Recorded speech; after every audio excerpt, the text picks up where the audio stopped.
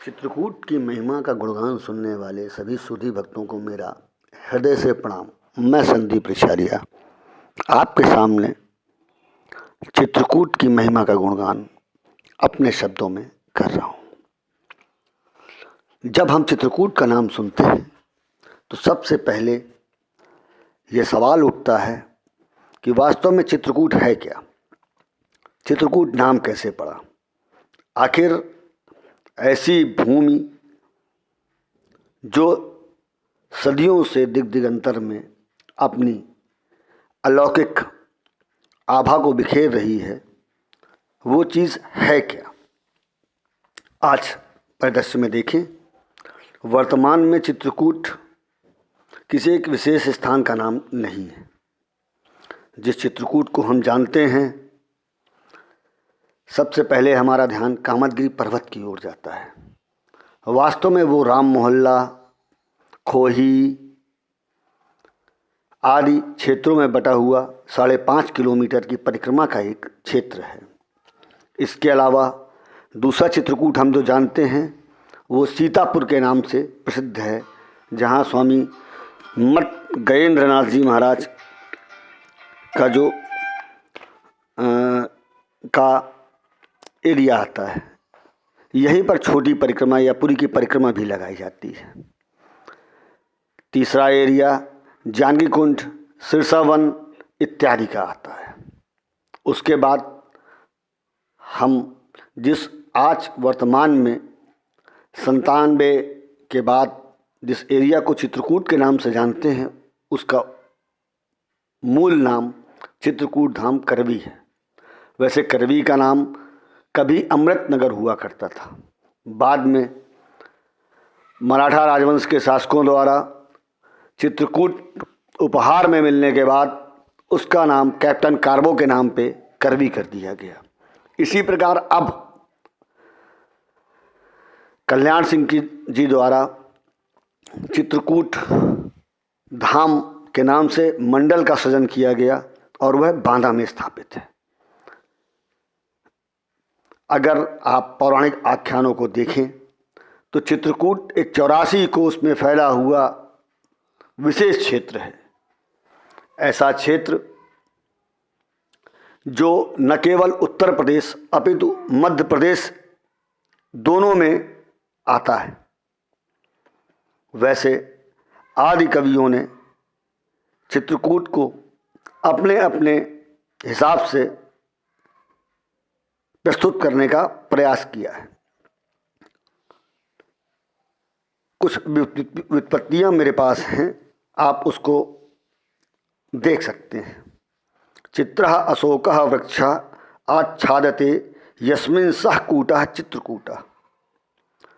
दूसरी है चित्र अशोकः आह्लादः विलसति यत्र सः चित्रकूटः। चित्रः अशोकः यस्य महिमा प्रभावो यस्य सः कूटः चित्रकूटः। चित्रः विचित्रो रूपदर्शनम समग्रम यस्मिन् सः कूटः चित्रकूटः। चि नाम चित्तम त्रायते तस्मित् सः चित्रकूटः। यत्र चित्तस्य कूटस्य शांतिर्भवति सः चित्रकूटः।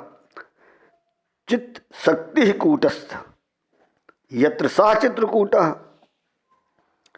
इन व्युत्पत्तियों से यह सिद्ध होता है कि जहाँ पर अशोक के वृक्ष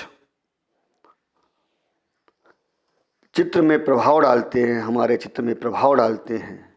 अशोक का मतलब होता है जहाँ शोक नष्ट हो जाए। उधर एक और आता है, जब वाल्मीकि रामायण के अयोध्या कांड में चित्रकूट की महिमा का गुणगान करने वाले प्रथम गायक महर्षि वाल्मीकि कहते हैं। उसका हिंदी रूपांतरण मैं आपको बताता हूँ। वैसे ये आप वाल्मीकि रामायण का अयोध्या कांड सर्ग 94 में चौथे दोहे से और 26वें श्लोक तक आप देख सकते हो कि हे भामिनी सीते, इस चित्रकूट पर्वत की रमणीयता को देखो, जिसके पक्षी संकुल गगन भेदी उन्मुक्त शिखर अनेक धातुओं से सुशोभित हो रहे हैं। इसके कई प्रदेश चांदी के सदृश श्वेत दिखाई दे रहे हैं, तो कोई रुधिर की तरह लाल, तो कोई पीत, कोई मंजिष्ठ वर्ण के, तो कोई इंद्रनीलमणि के जैसे प्रतीत हो रहे हैं। कहीं की भूमि पुखराज की तरह, कहीं की स्फटिक की तरह, कहीं की केवड़ा पुष्प की तरह, तो कहीं ताराओं की तरह चमकती, तो कहीं पारद की तरह दीख पड़ती है। यह प्रदेश भिन्न भिन्न वर्णों की धातुओं के कारण विचित्र रूप वाला लगता है, इसलिए मैं इससे प्रेम करता हूँ। इस पर्वत के इधर उधर अनेक वर्णों की विशाल शिलाएं सुशोभित हो रही हैं, लाल पीली तो कोई सफ़ेद है। रात्रि में पर्वत पर औषधियाँ अग्निशिखा सी प्रतीत होती हैं। बहु फल फूल वाला चित्रकूट पर्वत कुबेर, इंद्र और कुरु देश को भी अपनी शोभा से जीत रहा है। गोस्वामी दास जी ने बहुत सुंदर शब्द कहे हैं। सैल सुहावन कानन चारु करी के हरि मृग बिहग बिहारू विबुध विपिन जहाँ लगी जग माही देखी राम बन सकल सिहाही जो बन सैल सुभाय सुहावन मंगल में अति पावन पावन और महिमा कहिय कमन विदितासु सुख सागर जहाँ कीन्ह निवासु कही न सकहीं सुषमालस कानन सो सत सहस हो ही सहसानन। इसके अलावा मानस में ही संत तुलसीदास जी ने उस समय का भी वर्णन किया जब भैया भरतलाल जी चित्रकूट आते हैं और उनके दिमाग में विचार आते हैं।